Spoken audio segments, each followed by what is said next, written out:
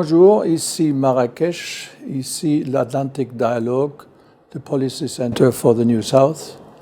Notre invité aujourd'hui, c'est Hubert Védrine, ancien ministre des Affaires étrangères français. Monsieur Védrine, vous êtes un grand expert sur la politique européenne. Vous regardez l'Europe aujourd'hui, le mouvement de droite en France, en Italie, en Allemagne de l'Est, dans d'autres pays. Est-ce que nous sommes en route de quelque chose de terrible? Non, il peut y avoir des évolutions très critiquables, compliquées à gérer, mais ça n'a aucun rapport avec les années 30. Vraiment. Ça, c'est le point clé. Bon. Ça n'a rien à voir avec ça. Alors d'abord, l'Europe, elle est bousculée par la mondialisation. La mondialisation des 30 dernières années, c'est-à-dire l'américano-globalisation, a été très enrichissante pour un certain nombre de pays comme la Chine et très bouleversante pour les classes moyennes. Aux États-Unis, d'où le phénomène Trump, et en France, d'où des mouvements extrêmes, mais qu'on aurait tort de comparer avec des mouvements extrémistes d'autrefois. C'est complètement différent. C'est des classes populaires et des classes moyennes qui sont déboussolées parce qu'elles ne se retrouvent plus dans la mondialisation telle qu'elle a fonctionné pendant 30 ans. Elles ne sont pas contre l'Europe, mais elles ne sont pas non plus pour une intégration européenne trop poussée. Et puis il y a une angoisse sociale, et puis une angoisse liée à l'écologie, et puis il y a une angoisse liée à l'immigration mal contrôlée. Il y a une pression migratoire énorme sur l'Europe, évidemment, parce qu'on vit mieux en Europe qu'ailleurs. Ouais. C'est les sociétés les meilleures qu'on ait jamais vues. Hein. Donc il y a une pression migratoire énorme, qui dans certains cas relève de l'immigration légale, dans d'autres cas énormes de l'immigration illégale, et malheureusement les passeurs qui gèrent cette économie illégale, qui est énorme, dans beaucoup de pays, de régions du monde, dont l'Afrique, utilisent le droit d'asile. Ça ne relève pas du droit d'asile. Le droit d'asile qu'il faut préserver à tout prix a été imaginé pour protéger des gens en danger, pour des raisons de race, de sexe, de religion, de politique, de guerre, mais pas pour que les gens vivent mieux, parce qu'il y a plusieurs milliards de gens dans le monde qui vivent moins bien qu'en Europe. Mais comment arrêter tout ça? En tout cas, oui, ce que je veux dire, c'est que les phénomènes d'évolution, on dit c'est à droite, ça ne veut rien dire, parce que les gauches et les droites sont divisées sur ce sujet. Donc manifestement, il y a une réaction en Europe, avec un sentiment un peu exagéré, mais enfin quand même, que la pression migratoire n'est pas contrôlée. Alors il y a quelques pays qui ont repris le contrôle, un peu l'Allemagne, qui négocie sur la base d'une immigration choisie. Le chancelier Schröder, il y a déjà longtemps, avait négocié avec la Turquie pour avoir des dizaines de milliers d'informaticiens turcs. Oui, bon. Qui ne sont pas venus. Si, ils sont venus. Pas beaucoup. Et Mme Merkel a ouvert largement, mais la moitié des Syriens que Mme Merkel avait acceptés sont repartis. Et on voit bien que le parti de Mme Merkel, la CDU, prend la ligne inverse. En Scandinavie, les sociodémocrates, donc la gauche, notamment au Danemark, et maintenant dans les autres pays, disent on ne peut pas continuer comme ça. Et évidemment, on a besoin d'immigration, bien sûr. Dont on parle, l'asile doit être préservé. Mais on ne peut pas avoir des phénomènes gigantesques qui ne sont pas contrôlés et qui font disjoncter toutes les politiques d'éducation, de sécurité, de santé, etc.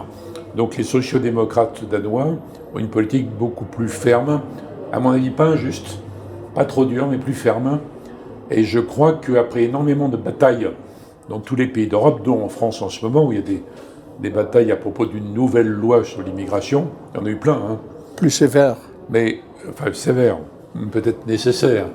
Et en tout cas, l'opinion publique est aux 3/4 pour des règles plus strictes.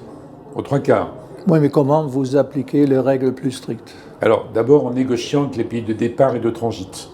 Et mon pronostic, c'est qu'après beaucoup de batailles dans chaque pays, de bataille, on va arriver à une négociation tous les 2 ans avec les pays de départ, notamment en Afrique, mais pas uniquement en Afrique, de transit, comme les pays du Maghreb, hein, et les pays d'arrivée, Schengen, sur des quotas par métier. Oui, mais s'ils ne respectent pas les gens qui partent quand même. Non, mais déjà, il faut essayer, ouais. Avant d'imaginer que ça ne marche pas. Et si les opinions européennes votent de plus en plus à droite, c'est parce que les autres partis ont abandonné le sujet, mais ce n'est pas des gens d'extrême droite en réalité. Donc si on appliquait dans toute l'Europe, après beaucoup de disputes, hein, des règles genre danois, c'est-à-dire donc des quotas par métier, parce qu'on a besoin de beaucoup de gens. mais on n'a pas besoin non plus d'être envahi par un groupement familial avec des métiers dont on a besoin. Plus la question de l'islamisme, qui ne se posait pas il y a 20 ou 30 ans quand on a fait les principales règles. Donc je m'attends à beaucoup de batailles politiques, et dans quelques années, quand même une règle du jeu qui va fonctionner mieux, et à ce moment-là, tous les partis d'extrême droite vont baisser. D'autant qu'ils n'ont pas de solution particulière. Même en Italie, Mme Meloni, finalement, elle est obligée d'être pragmatique. Elle est pragmatique aussi de négocier avec l'Albanie, la Roumanie, Alors ça, c'est des centres d'asile là-bas. C'est sur l'asile, pas sur l'immigration. Il faut bien distinguer. Hein. Oui. Et Mme Meloni essaie de faire avec l'Albanie ce que l'Angleterre voudrait faire avec le Rwanda. Ils ont payé $100 000. Mais ils n'ont pas pu pour des raisons juridiques. Alors, il y a beaucoup de batailles. Apparemment, c'est très confus, on n'y comprend rien, mais mon pronostic, c'est dans quelques années, vous aurez avec l'Europe, comme on l'a déjà au Canada, aux États-Unis, des discussions de quotas par métier. Parce que l'Europe a besoin de beaucoup de gens. Et en même comme temps, les Canadiens ont fait. Par exemple.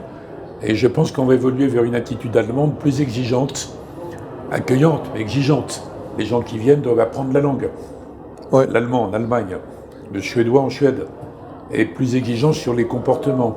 Et d'autre part, les pays européens vont expulser quand même plus les gens qui sont là, qui sont en situation illégale, et qui ont commis des infractions, qui des fois ont été condamnés et qui ne repartent jamais.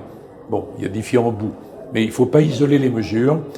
Une mesure, elle apparaît trop laxiste, et une autre paraît trop dure. En fait, c'est une synthèse. Le but, c'est d'arriver à une gestion dans la durée, parce que c'est un phénomène permanent, hein. C'est pas occasionnel, c'est pas une crise, c'est un phénomène permanent. D'arriver à une gestion, comme je l'indique, avec les pays de départ qui sont très nombreux, de transit un peu, et Schengen. Au début, on va se disputer beaucoup, et mon avis, c'est que dans quelques années, on va y arriver, parce qu'on a intérêt, même les pays de départ.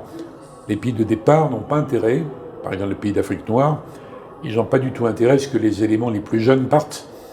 C'est des gens jeunes, dynamiques, entreprenants, qui prennent des risques.